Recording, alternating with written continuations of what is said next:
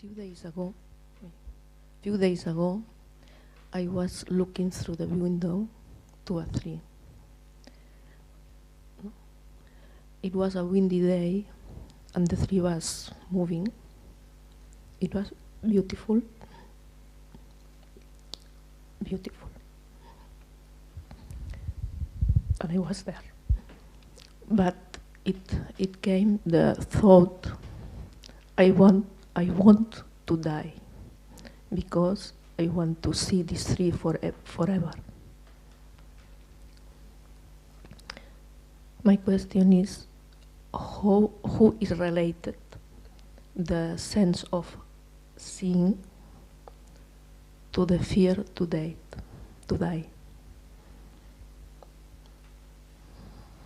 You had the experience when you were seeing the tree that you wanted to die? No, that you didn't want to die. I see, you didn't want to die because you wanted to see the tree forever. When it was the experience, I was in the heaven. It was fantastic.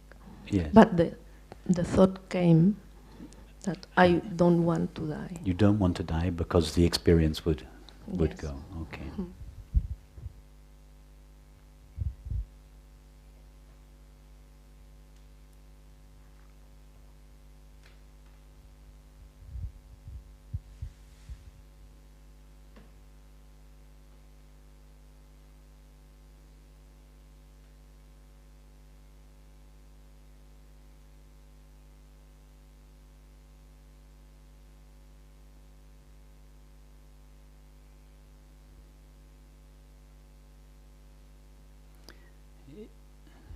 If you want the experience to last forever, you have to die.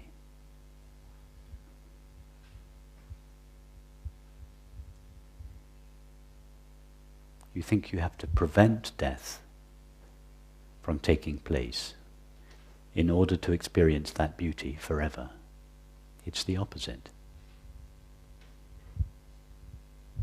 What you're actually experiencing in that moment, when you're totally overcome by the beauty of nature, you are experiencing the absence of the separate self. That's what beauty is. The collapse of the distinction between a self in here that sees and an object called a tree out there that is seen. When that collapse takes place,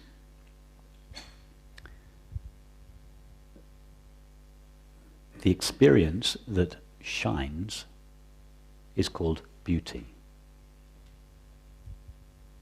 Beauty is the experience of the death of the separate subject in here, the seer, and the corresponding disappearance of the seen object out there. The collapse of these two, the subject and the object, the seer and the seen, is the experience of beauty. So, if you want that experience to remain forever, or rather eternally, you have to die. The separate self has to vanish. Beauty is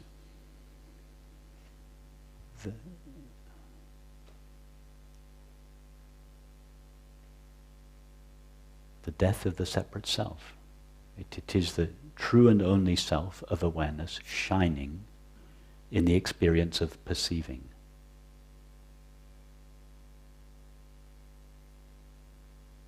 Beauty is to our perceptions what love is to our feelings. It's exactly the same in love. If we want to experience love, we have to die as a separate self, because the separate self is itself the denial or the veiling of love. The separate me in here and the separate you out there, these two have to dissolve in order for love to be revealed. In fact, it's the other way around. When love is revealed, these two collapse. It happens simultaneously. So it's all the separate self longs for is love or happiness or beauty. But this is the one thing it cannot have. because its very presence is the denial of that very love, happiness or beauty for which it seeks. So you have to see that clearly. You were touched. There's something about this perception, the tree, precipitated this collapse in you. And you experienced beauty, which the mind later attributed to the tree. No, the beauty doesn't live in the tree. Beauty is another name for awareness shining. Beauty is like awareness unveiled. So nature gave you that little gift. But now it's for you to find your way back there.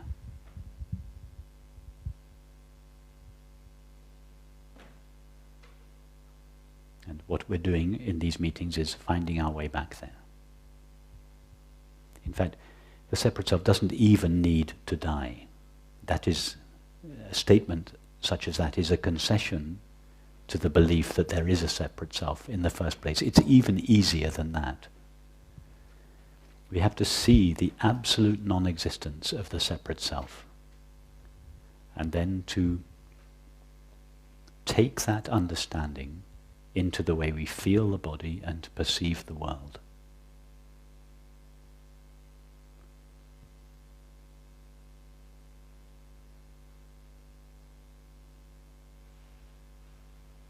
So the desire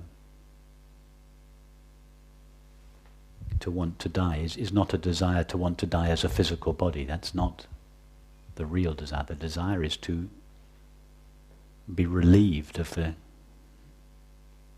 wound of separation.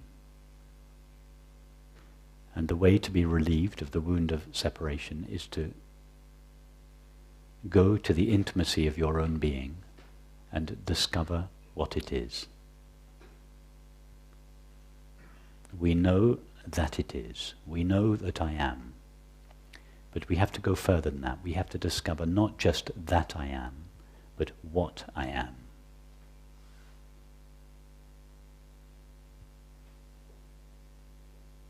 And there is really only one way. There's only one way to what we essentially are. There's only one way to awareness, and that is through awareness. There's no other way.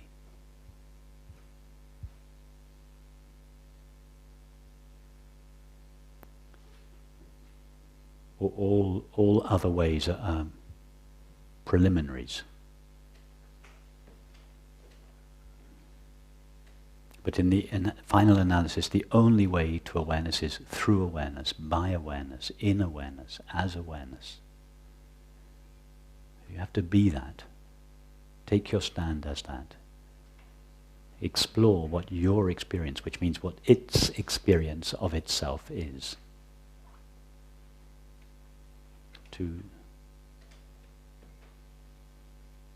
abide as that.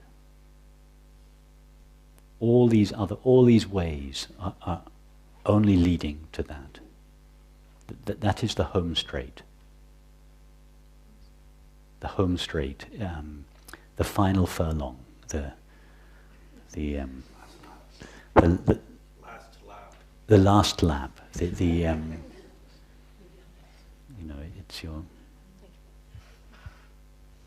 It's your final PhD thesis. Everything else has been leading up to it. This is just it's like a kind of finishing school.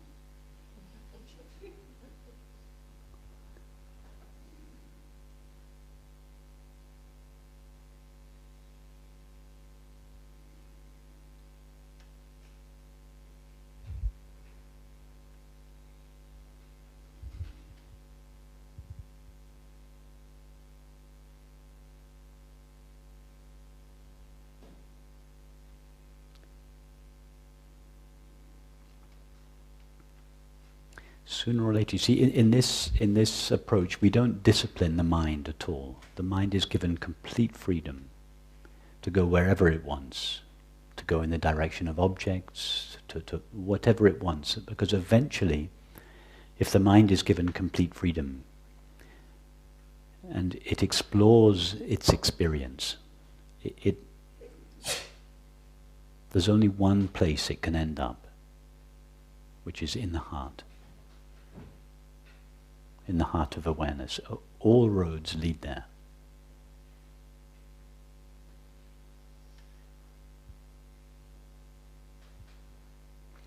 But when, in this approach, when the mind returns to the heart, it does so through understanding, not through discipline.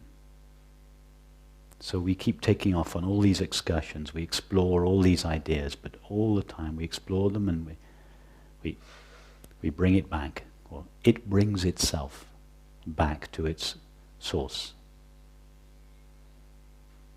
as pure awareness.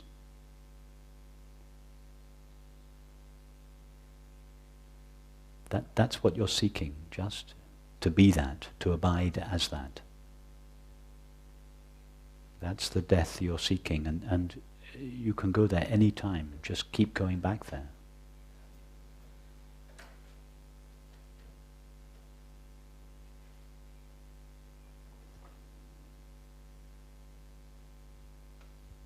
When the mind takes off again on one of its excursions towards an object, whether it's a physical object or a subtle object or whatever object, just ask the mind, where are you going and why? And it will always, almost always reply in the same way, I'm looking for an object to make me happy. Just remind thought that what it's looking for is in the other direction. It's not in the direction of objects. It's been doing that for decades. If happiness lived in the acquisition of an object, state, or relationship, we would have found what that object was by now. It's not there. I just continually remind thought of that fact. If it's looking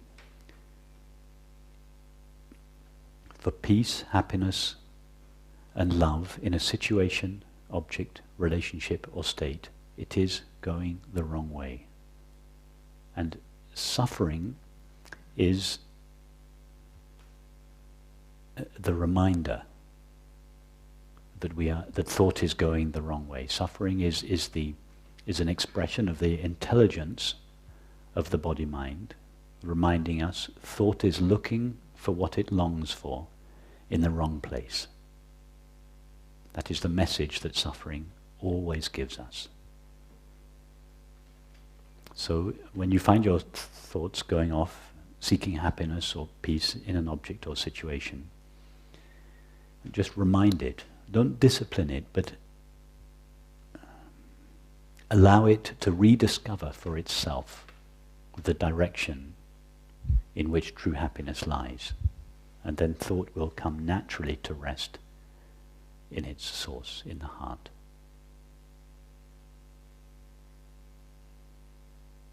That is the experience of beauty.